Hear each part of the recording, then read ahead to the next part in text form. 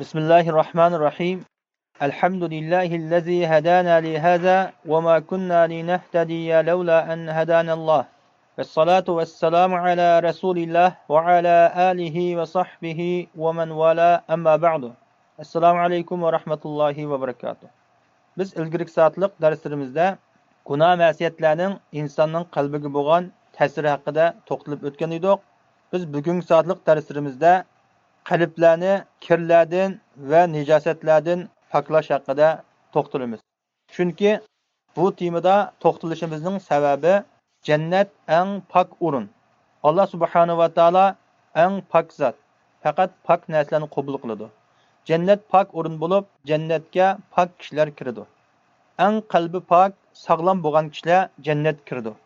Qalbi pokiz bo'lmagan, qalbi sog'lom bo'lmagan kishilar ular jannatga kirolmaydi. Şuna qalbni poklash intayin muhim. Pokizlik intayin muhim. Pokizlikning naqadar muhim ekanligi haqida Alloh subhanahu va taolo payg'ambar sallallohu alayhi va sallamga tunji qitim Qur'on Karimda Iqro bismi robbikallazi xalaq. Ey Muhammad sallallohu alayhi va sallam, sizni yaratgan Parvardigoringizning ismi bilan o'qing deb Alloh subhanahu va taolo Muhammad sallallohu alayhi va sallamga ilm elish haqida xitob qildi. Tunji tushirilgan vahiy Rabbini bilish, Rabbini tonish, Rabbining qanday zot ekanligini bilish, dinni o'rganish bu haqda xitob bo'lgan. Alloh subhanahu va taolo payg'ambar sallallohu alayhi va sallamga va payg'ambar sallallohu alayhi va sallamning ummatiga qilgan tunji xitob Rabbini tonish, o'zining dinni bilish. Bu vaqtda qilgan xitob bo'lgan bo'lsa, ikkinchi qitim payg'ambar sallallohu alayhi va sallam qilgan xitoblarning qatoridan Alloh subhanahu va taolo sura Mudassirda A'uzu billahi minash shaytonir rojim Ya eyyuhel muddessir kum feenzir ve rabbeke fekebbir ve siyabeke fetahhir. Ey vahiy nazil bo'lgan chaqda kiyimga yo'gin vaquvchi payg'ambar o'rningdan tur, qavmingni Allohning azobidan ogohlantirgin, Parvardigoringni ulug'lagin, kiyimingni pok qilgin deb bu xitobni nazil qilgan. Mana bu yerda Alloh subhanahu va taolo ve siyabeke fetahhir, kiyimingni pok tut deb buni bayon qildi. Cumhur ulamolar, salaf ulamalari mushu oyatni tafsirlab, kiyimingni pok tutqin degani bu yerda bo'lgan maqsad qalbingni pok qilgin deganlik bo'ladi. Bu oyat bo'lgan maqsad sen axloqingni isloh qil, amallaringni isloh qilish orqali qalbingni pok tutqin deganlik bo'ladi deb tafsirlagan. Chunki Alloh subhanahu va taolo Qur'on Karim sura Maidaning 41-oyatida A'uzu billahi minash shaytonir rojim Ulaikellezine lem yuridillahu en yutahhira kulubahum lahum fid dunya khizyu ve lahum fil ahireti azabun azim.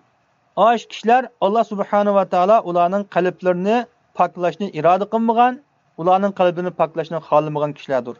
Ularga dunyoda xorliq bor, oxiratda qattiq azob bor deb bu oyatni bayon qilgan.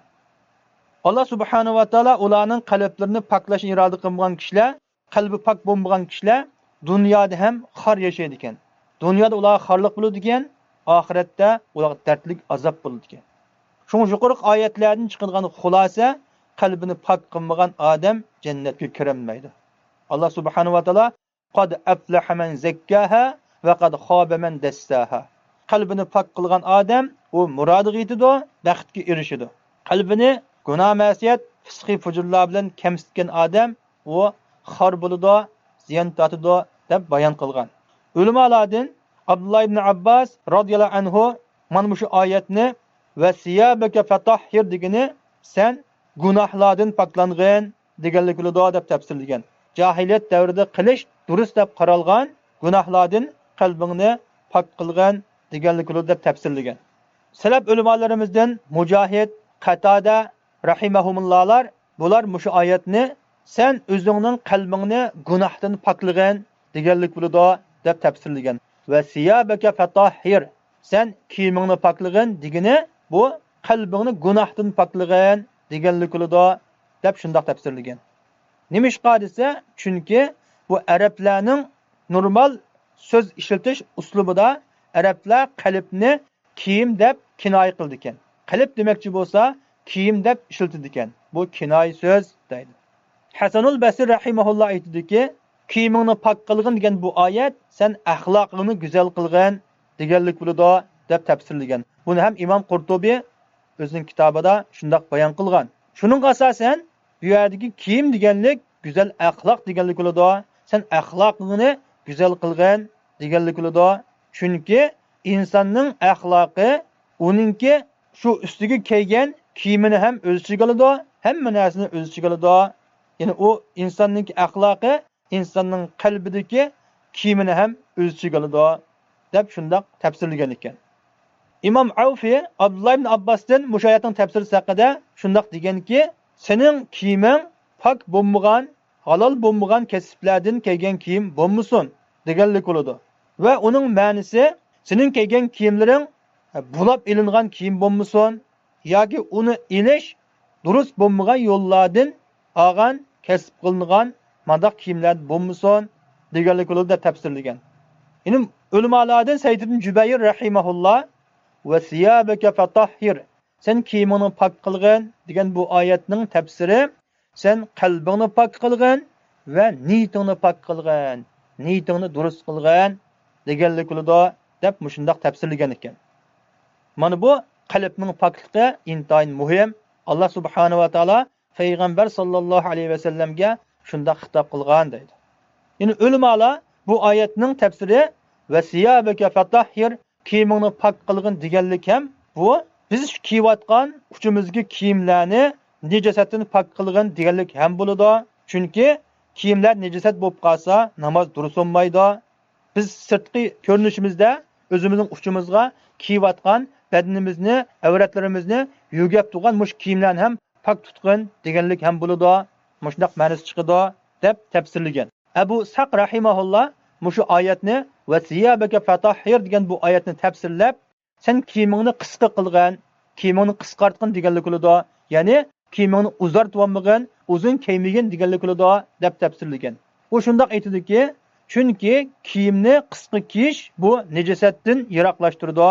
Qachonki inson kiyimini zaminga so'rib olgan chog'da, uzun kiyib olgan chog'da u inson kiyimiga najosat yuqib qilishni amin bo'lolmaydi degan. Bu ham Tavus rahimahullohninki so'zi. İnson kiyimini ham qisqa kiymay uzun kiygan chog'da dunyoda ham u insonga azob bo'ladi, oxiratda ham u insonga azob bo'ladi. Bugun kunlikda qaraydigan bo'lsak, nurg'ulgan kishilarning, xususan erlarning kiyimlarini uzun kiyib olganligini ko'ramiz. Aslida shariat ayollar kiyimlarni uzun kiyish, yoki takkidek, toponlarni yo'gidek kiyish bu ayollarga buyurilgan ish. Erlar chu desa kiyimlarini ho'shiqdan oshirib kiymaslik, ho'shiqda yoki ho'shiqning ustida kiyish bu erlarga buyurilgan ish. Dal bugun kunda ishlar o'zgarib, aksichi bo'lib, erlar kiyimlarini, ishtonlarini ho'shiqdan oshirib, topongacha so'raltib kiyib oladigan. Ayollar ishtonlari qisqarib, ho'shiqlarning ustida yoki pochiqning yarimigacha shunday holatda ishton kiyib oladigan holatlar bo'lib qoldi. Mana bugun kunga qaraydigan bo'lsak, kishilarning holi mana shunday. Ayollarning kiyimi qisqarashga boshladi, erlarning kiyimi uzrashga boshladi. Mana bu dal shariatning aksicha yo'l tutganlik. Kiyimini uzun kiygan, ishtonlarini uzun kiygan kishilar haqida payg'ambar sallallohu alayhi vasallam mundaq degan. 3 turli kishilar bor. Ularga Alloh subhanahu va taolo qiyomat kunida gap qilmaydi, ularga qaramaydi, ularni paklamaydi. Ularga dardlik azob bor deb shundaq dedi. Abu Zar raziyallohu Rasululloh sallallohu alayhi vasallam bu gapni anglab, ular xor bo'lib ketdi, ziyon tortdi. Ular xor bo'lib ketdi, ziyon tortdi. Ular xor bo'lib ketdi, ziyon tortdi 3 qitim dedi. Ya Rasululloh, ular kimlar debdi? Payg'ambar sallallohu alayhi vasallam ishtinni uzun so'rab kiyvog'ichi va qilgan ishiga minnat qilg'uchi va o'zining mol-mulkini yolg'on qasam qilib sotquchi deb shundoq degan. Mana buni Imom Muslim naql qilgan sahih hadis. Diqqat qilinglar. Payg'ambar sallallohu alayhi vasallam bu gapni bir qitim demidi. Alloh ularga gap qilmaydi, ularga qaramaydi, ularni gunohidan poklamaydi, ularga qattiq azob bor deb keyin takrar 3 qitim dedi. Nemishqa shundoq bir kishining dunyoga keldiganligi, ishtonlarini so'rab kiyib oldiganligini, ishtonni qisqa kiymay uzun kiyib oldigan mushundoq bir kishilarning dunyoga keldiganligini payg'ambar alayhisalom buni bishorat berib qattiq qo'ydi. Undaq kaysi gunoh bo'ladi, durust emas demasdan qiyomat kunida Alloh ularga gap qilmaydi. Ularga qaramaydi. Ularning gunohini poklamaydi deb yana qattiq azob bor. Valahum azabun alim. Ular intayin ig'ir qattiq azob bor deb buni 3 qitim takrorlayapti. Abu Zar azanhu ansirab unda qo's u kishi xarolab ketibdi, ziyon tortibdi, ular xarolab ketibdi, ular ziyon tortibdi, ular xarolab ketibdi, ular ziyon tortib ketibdi. Kim ular ya Rasululloh debdi. Shuni qatordan ishtinni uzun kayguchi va boshqalarga qilgan yaxshiligiga minnat qilguchi, o'zining sotgan mol-mulkini yolg'on qasam qilib turib sotquchi deb shundoq dedi. Ya'ni payg'ambar sollallohu alayhi va sallam ma asfala minal ka'bayn minal izar fa huwa fin-nar dedi. İshtonninki g'oshiqdan tuvanga tushib ketgini u do'zaxda dedi. Buni Imom Buxoriy naql qilgan hadis. Ya'ni payg'ambar sollallohu alayhi va sallam Imom Buxoriy naql qilgan hadisda man jarra thawbahu khuyala'a lam yanzurillahu ilayhi yawmal qiyamah. Qandaq bir odam takabburlik qilib, kiyimini uzun so'rab kiyib olgan bo'lsa, Alloh taolo qiyomat kuni u kishiga qaramaydi debdi. Abu Bakr radhiyallohu anhu mening ishtinim men diqqat qilmasam so'rilib qoladi. Men ishtinim so'rilib qolsa, ishtimni o'ngishib olaman, ya'ni ko'tarib olaman debdi. Payg'ambar sollallohu alayhi vasallam sen ishtinni takabburlik qilib so'rib oladigan kishini qatorida emas degan. Men bugun kun qaraydigan bo'lsak, bir turkum kishilar nimishqa ishtiningiz uzun kiysiz, ishtonni qisqa kiysangiz bo'lmamdi. Payg'ambar sollallohu alayhi vasallam ishtonni g'oshiqni ochgan davzax degan desa, men kiyimimni takabburlik qilib so'rab olmadim, takabburlikni uzun kiyib olmadim. Men Abu Bakrmi ya Rasululloh, mening kiyimim so'rilib qoldi, men uni o'ngishib olaman debdi. Payg'ambar sollallohu alayhi vasallam sen takabburlik qilib kiyimini so'rab olgan kishining qatorida emas degan deb bu hadisni dalil qildi. Hadisning lafziga diqqat qiling. Bu haqda Abu Bakr bunday degan: "Ya Rasululloh, inna izari yastarhi illa an ata'ahadahu" dedi. Ya Rasululloh, mening kiyimim so'rilib qoldi. Men diqqat qilmasam kiyimim so'rilib qoladi. Ya'ni men kiyimimni ko'tarib olaman. Kiyimim so'rilib qolsa, kiyimim ko'tarib olaman. Yine so'rilib qoladi dedi. Abu Bakr aslida kiyim kiygan chog'da g'oshiqdan ustiga kiydi. Ba'zi vaqtda diqqat qilmagan chog'da pastga tushib ketib, sangilab qoldi, so'rilib oldi. So'rab ming'i vermaydi ekan, darhol yine kiyimni ustiga ko'tarib, o'ngshab, g'oshiqning ustiga chiqarib oldi ekan. G'oshiqning ustiga chiqarib olsa, yine ba'zi vaqtlar diqqat qilmasa, yine pastga tushib ketadi ekan. Abu Bakr asli kiyim kiyishda g'oshiqning to'van kiyganmi? Asli kiyim kiyishda g'oshiqdan ustiga kiyib, ham ba'zi vaqtlarda diqqat qilmagan joyga pastga sangilab tushib ketganmi? Mana diqqat qilish kerak.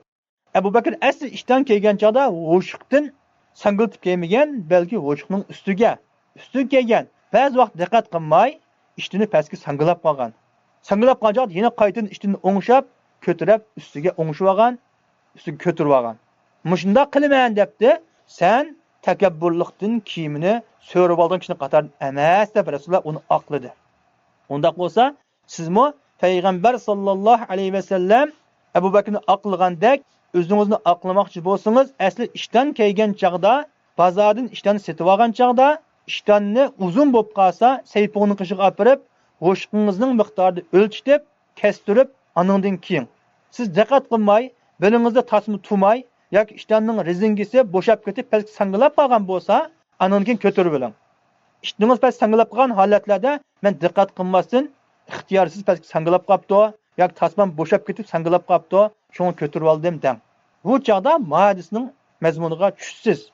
Ammo siz ishdan tikkizgan chog'da yoki ishtonni ilib saypog'ini qishiga olib o'lchab kestirgan chog'da g'oshiqning tövanda tapiningizgacha o'lchab kestirib, shu boy tikkizib tayoqib bo'lib, men mana Abu Bakr degandek, men mushundaq o'lchamga tushiman. Men takabburlikdan kelmadim desangiz, bu o'zingizning aqlishingiz dunyoda kishilarning orasida o'zingizni aqlay olgan bilan oxiratda aqlay olsangiz bo'ladi. Payg'ambar alayhisalom mana hadisda manda dedi. Yana bir hadisda ma asfala minal ka'bayn minal izar fa huwa fin-nar deb qo'ydi. G'oshiqninki ostida tushib ketgan ishdan mana bu do'zaxda dedi. Yana bir hadisda Alloh taolo qaramaydigan 3 kishining qatoridan bir takabburlik qilib kelgan bo'lsin, takabburlik qilmagan bo'lsin, buni tilganmidi payg'ambar alayhisalom. Hadisda do'zaxda degani bu takabburlik kelgan bo'lsa, do'zaxda, takabburlik qilmay kelgan bo'lsa, do'zaxda emas demedi. Abu Bakrning hadisini dalil qilgan kishi man jarra savbahu khuyala kiyimini takabburlik qilib so'rab olgan bo'lsa degan hadisni Rasululloh hadisda takabburlikni tilg'ab qo'ydi. Lekin boshqa hadislarcha takabburlik tilg'ab olmadi bu yerda. Lekin Abu Bakrning keltirgan dalili nima bo'ldi bu hadisga? Men diqqat qilmasam shu so'rlib qoladi dedi. Asli qoid Abu Bakr diqqat qildi ekan, kalta kiydi ekan ishtanni. Lekin ba'zi vaqt diqqat qilmasa sangilab qoldi ekan. Abu Bakr so'rab qo'ya vermayotgan, balki darhol ko'tarib oldi ekan ustiga. Mana bu Abu Bakrninki keltirgan uzr bo'ldi. Undaqda ulamolar muhaddislarga qandoq muomala qildi, qandoq qaraydi desa, qandoq bir odam takabburlik qilib ishtinni so'rab kelgan bo'lsa, bu ittifoq harom, qat'iy durust emas deydi. Endi takabburlik qilmasdan-chi, men buni takabburlik qilmadim, kibr qilmasdan mushundaq keysam qandoq bo'ladi desa, bir turkum ulamolar bu takabburlik qilmay keysingiz bu durust emas, harom. Chunki hadisda takabburlik qilib deb Rasululloh alayda shart qilib keltirgan bo'lsa, boshqa hadislarda buni tilga olmagan, hatto 3 qitim qayta ta'kidlab deginda ishni uzun kiyib olgan odamga Alloh qaramaydi, dard azob bor deb ig'ir tahdidlar bilan degan. Bu hadislarda takabburlik qilsa deb buni tilga olmagan. Boshqa hadislarda ham payg'ambar alayhisalom o'shiqdan ichib ketgan ishdan do'zaxda degan. Bunidan takabburlikni ichib ketgan bo'lsa deb buni tilga olmagan. Abu Bakr roziyallohu anhu mana bu yerda bu takabburlik bo'lmaydiganligiga dalil keltirib, aslida ishtinni o'shiqdan ustida kiydiganligi, o'shiqdan tuang sangilib olmaydiganligi, ba'zi vaqt diqqat qilmay qolsa, sangilab qolsa, endi darhol ko'tarib oldiganligi, o'ngishib oldiganligini bayon qilgan chaqda, undaq bo'lsa, bu takabburlikni undaq so'rib olishni qator emas degan deb turib ulamolar takabburlikdan ishni so'rib oling, yoki takabburlik bo'lmasin, baribir bu harom, durust emas deb qaragan. Endi bir turkum ulamolar takabburlikdan qilmay so'rib olgan bo'lsa, bu makruh, harom emas, makruh degan. Umumimizga xulosa, kiyimni o'shiqdan ortiq kiyish Rasululloh sunnatiga xilof, durust emas. Ba'zi ulamolar harom degan, ba'zi ulamolar takabburlik bo'lmasa harom emas, makruh degan bo'lsa-mu, lekin sunnat emas. Sunnatning qarshisi, shariat yoqtirmaydigan ish. Makruh degan gap o'chkirilgan, yomon ko'rilgan, sunnatga zid bo'lgan ish degan bo'ladi. Dal ishtonlarni mushundaq so'rab kiyinish insonning qalbini buzib qo'ydigan omillarning qatoridan ekan. Insonning qalbiga har xil narsani tashlab qo'ydigan ishlarning qatoridan ekan. Va shariat bizni to'sqan va bu ishni qilgan kishini shariat yoqtirmaydigan ishning qatoridan ekan. Buning ham alayda diqqat qilishimiz kerak bo'lgan ish ekan. Va siyabaka fatahhir deganni ulamolar kiyimini qisqa qilgan deb tafsirlagan ekan. Va buningga Rasululloh sallallohu alayhi vasallamningki sahih hadislardan nurg'unlagan dalillar bor ekan. Men bu hadislar zaif hadislar emas, Buxoriy va Muslim naql qilgan sahih hadislar. Bu turga ham alayda diqqat qilishimiz kerak bo'lgan ishlarning qatoridan ekan. Ya'ni ulamolar va siyabaka fatahhir degan bu oyatni mana Ibn Arafa buni tafsirlab, bunda deganlik sen ayollaringni pok qilgan, ayollaringni pok tutqin deganlik bo'ladi deb tafsirlagan ekan. Chunki Alloh subhanahu va taolo Qur'on Karimda ayol kishini kiyim deb kinoy qildi, ayol kishini kiyimga o'xshatdi. Bu vaqtda hunna libasun lakum va antum libasun lahunna. Ayollar sizlarga nisbatan bir kiyimga o'xshaydi, sizlar ham ayollarga nisbatan kiyimga o'xshaysizlar. Ya'ni xuddi sizlar kiyim badanga yepishgandek ayollaringlarga yepishsizlar, ayollar ham kiyim badanga yepishgandek sizlarga yepishidi deb bu yerda ayollarni libos deb qo'ydi. Chunki vasiyabaki fatahhir deganlik sen ayollaringni pok tutqin deganlik bo'ladi deb shunda degan. Ibnul Qayyim Javziy rahimulloh aytadiki, bu oyat hammani o'z ichiga oladi.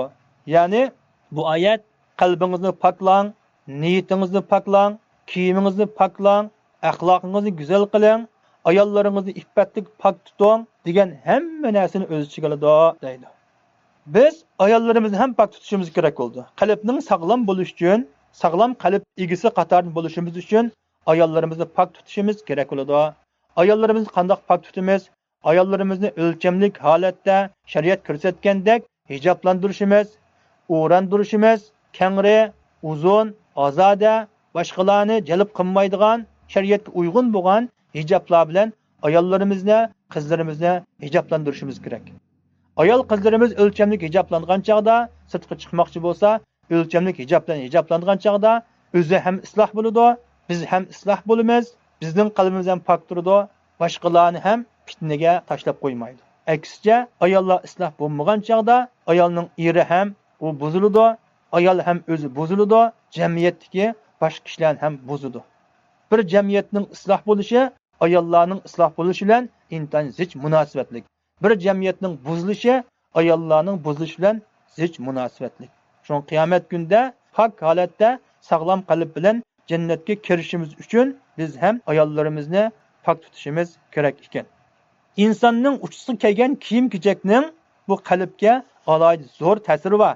Chunki bu haqda payg'ambar sollallohu alayhi vasallam bizga xabar bergan, yo'lbosning terisida o'ltirishdan, erlarning ipak kiyim kiyishidan to'sqan, yirtqich hayvonotlarning terisida o'ltirishdan to'sqan. Bu hadisda sahih hadislar kelgan. Nimish qarasa, chunki inson ashundaq yirtqich hayvonotlarning terisida o'ltirsa, shu hayvonotlarga bir xil shaklda, sirtqi ko'rinishda o'xshab qolgandek bo'lib qoladi. İnsanın kibir shakllanib qoladi, takabburlik shakllanib qoladi.